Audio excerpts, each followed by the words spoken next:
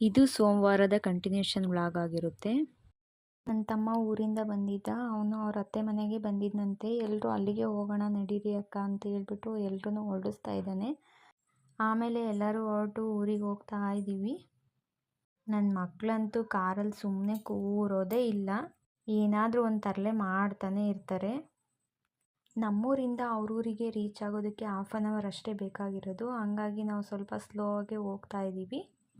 ನನ್ನ ಮಗಳು ಮತ್ತು ಅಳಿಯ ನನ್ನ ವ್ಯೂವರ್ಸ್ಗೆ ಹಾಯ್ ಮಾಡ್ತಾ ಇದ್ದಾರೆ. ಹಾಯ್ ಮಾಡ ಹಾಯ್ ಹಾಯ್ ಮಾಡು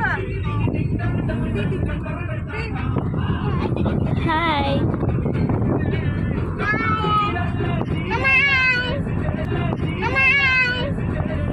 ನನ್ನ ತಮ್ಮ ಕಾರಲ್ಲಿ ಸಾಂಗ್ ಹಾಕಿದ್ದ, ನನ್ನ ಮಗಳು ನನ್ನ ಅಳಿಯ ಫುಲ್ ಡ್ಯಾನ್ಸ್ ಮಾಡ್ತಾ ಇದ್ದಾರೆ.